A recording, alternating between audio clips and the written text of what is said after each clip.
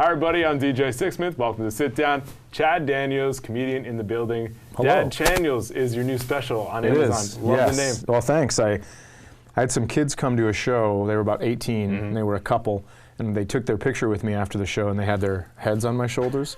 And as they walked away, the guy goes, "Thanks, Dad Chaniels." Oh, and I was like, go. "All right." Well, pleasure to have you. Oh, thanks. Thanks for having me. Yeah. So why don't we wind it back? Give me a little bit of your backstory, Midwest guy, a little bit. Yeah, Minnesota. started doing stand-up in Minneapolis. I still live in a small town about 3.5 hours northwest of Minneapolis. Okay. And I have a 19-year-old son and a 15-year-old daughter, and that's why I still live in a town 3.5 hours. So it's good, though. I mean, I like it. I like hanging out and doing real-life stuff, having a balance. Well, let's talk about the Minneapolis scene, because we hear so much about the LA comedy scene, the New York comedy scene, but a couple of comedians have come in here, have done it through Miami, done it through Atlanta, Detroit, some smaller spots. So how did you rise up in Minneapolis? Well, a lot of road work. You know, I mean, there have been times where I go out to LA and these guys are talking about paying their dues because they have to sit outside the Comedy Store for 3 hours. You're like, give me a break. I like, hey man, I've slept in a Walmart parking lot. Wow. Only because they have cameras, because if I got murdered, I want my kids to have closure, you know what I mean? Where was that? All over the Midwest. I mean, that's where I would always stop. That was your spot? I'd always stop in Walmart because of the cameras in the parking lot. Wow. And I'd sleep. That's something you don't even think about. You know, you're so tired, I'm just going to pull over on the side of the road, I'll just pull over here. But no, I just want to be somewhere in case something does happen. Yeah, because it's like, you know, truck drivers, they always stop at the Walmart parking lot because they stay in their truck and they don't want to buy a hotel. But, Makes you know, sense.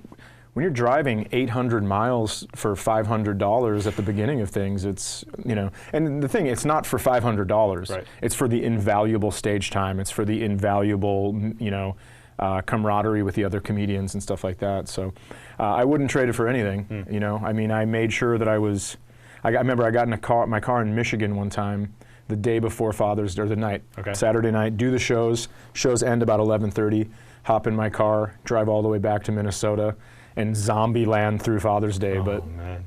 That's what you have to do. Yeah, I just didn't want to miss that kind of stuff. Yeah, and you need the repetition, too. You need the time to really build things out, find your voice, work on your jokes. So how long did it take you before you really felt comfortable in having a distinct voice? You know, I don't even know when it happened or if it's happened. People come up to me and they go, "When did you, that cadence thing that you do?" And I was like, no idea I was doing that. You're just doing it. So it's news to me, too. Yeah. And I listen to my sets every morning, like after a show, to hear what I said, to hear a crowd riff or something like that. And I've never noticed it, just because it's how I've always talked. But are there a lot of other comedians that listen as often as you do like that? I think so. I think it's important. I think you have to, even if an hour of your time in the morning while you're drinking coffee, listening to your set, can spark a couple ideas, or even if you get that one line that has never been in a joke before, I think it's worth it. Yeah, definitely, especially if you're on tour and you're doing similar jokes throughout the way, or if you're trying to come up with new stuff, saying, absolutely. Okay, this worked in the past, or I can't do this again because it just didn't hit at all. I've had to go back months to listen to myself do a joke, because I'm like, this joke used to work so much better.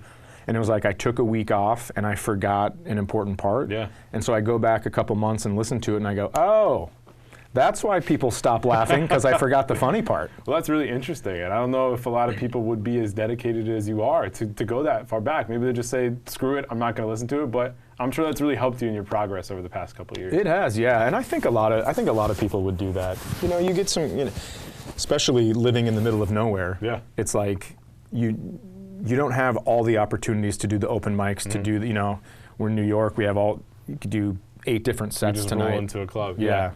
So what was the worst place you ever played? Oh, that's a good question. I don't know if it's like, if I have any worst stories. I mean, I have a situation. I was in Baton Rouge, Louisiana, where this lady would not stop. I mean, she was just chirp, chirp, chirp, chirp, chirp. So I went after her pretty hard. And her man said something to me, and then I said something back to him, and everyone laughed, and I turned to get a drink of water.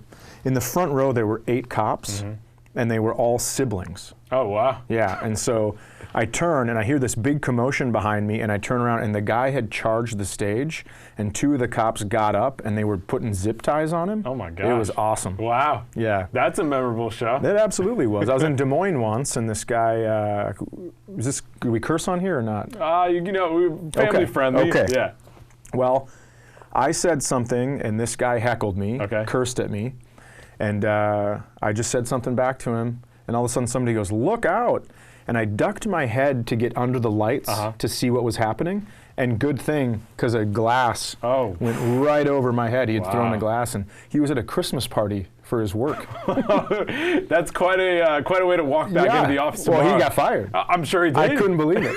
I heard all this aftermath. All the people from the club were calling me, and they were like, "This dude's fired. He went to jail." I'm like, "Oh, man." Good thing it missed your head. Just because of that? Yeah, that was nice. And now, what if he opens up his Amazon app and he's like, "That's the guy. I lost my job over there." No, he didn't lose a job over me. That's a grown man decision. That's true. You got to take responsibility. You do. You definitely do. But he may not be the type of grown man that's taking responsibility. If you're throwing a glass at somebody who's doing comedy on stage, I think you got a few other things going on. Very true. So you're doing the Midwest thing. You're going all around. How do you start to take the next steps with everything? Let's see. I went to some festivals. I was in a Comedy Central contest. So then that ended up getting me a manager.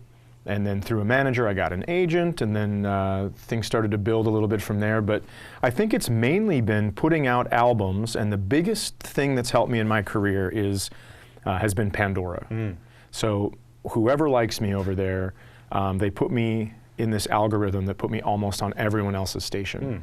And so you type in almost any comedian, and I'll be on their station when you're listening to it. And really so then if people liked it, then they could start a station for me.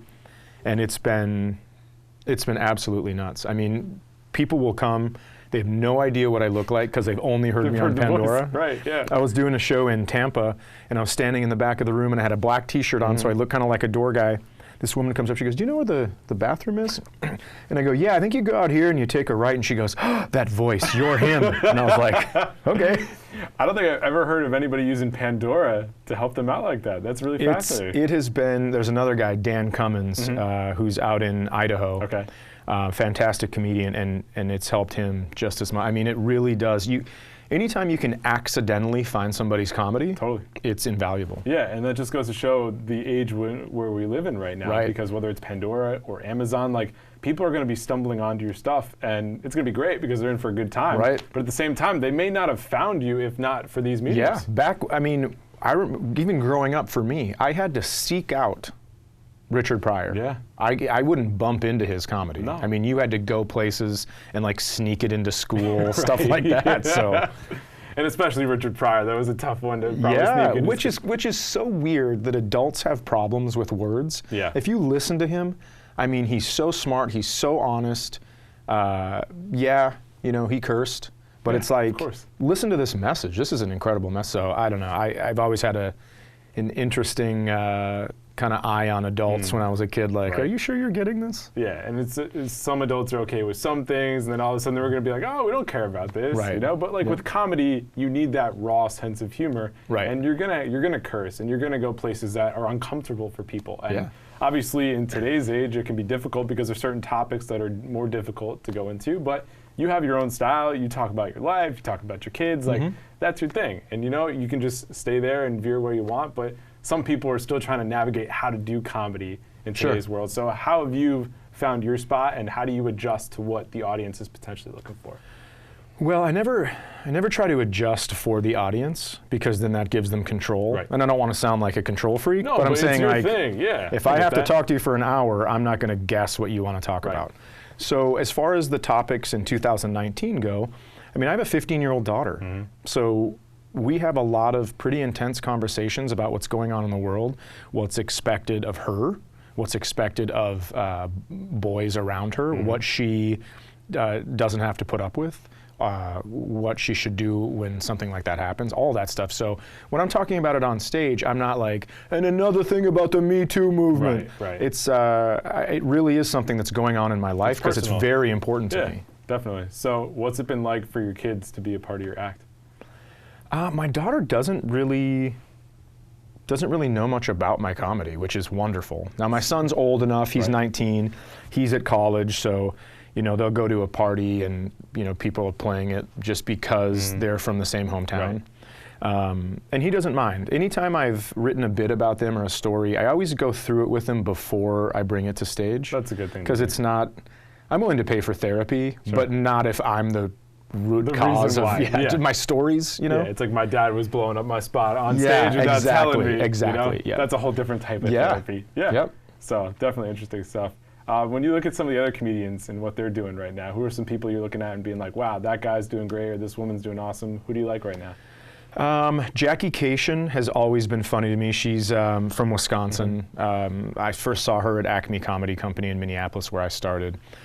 I think she, like, if I could pick one person to be famous automatically, it would be her, because she's so intelligent. She has a lot of great things to say, but also not preachy, not soapboxy. She's just very funny, and she does this thing where she'll talk very fast and then kind of lean into the audience before the punchline. And I almost get giddy when she leans, because I know it's her tell. And I'm like, here it comes! So Jackie Kashian, I think, is top notch. I think Gary Gulman, he is, he's my pick for top comedian in 2020. I saw his new hour set in Montreal last year, and it is really personal. I mean, there are times where there's 2 minutes of silence. Wow. But you're so involved and so hooked, and then all of a sudden you get hit over the head with a Gulman punchline, and it's just like, you like knocked out, collapse in your seat. That was something really special that I was really thankful that I got to see. That's awesome. So with your special, what was the hardest part about putting the whole thing together? For me, it was just the time it takes. Once I record something, I want it out the next day, that's not how that's not how it works. So it was tough, kind of waiting around and stuff like that. But that does give you time to write and reload the chamber a little bit with new material. So when it does come out, you're not going to a city and they're like, we just watched this. What are we doing here? Which was nice. So it's kind of a double-edged sword, but. And I was excited. My kids came out for the taping and stuff like that. I got to hang out with them, and I taped it.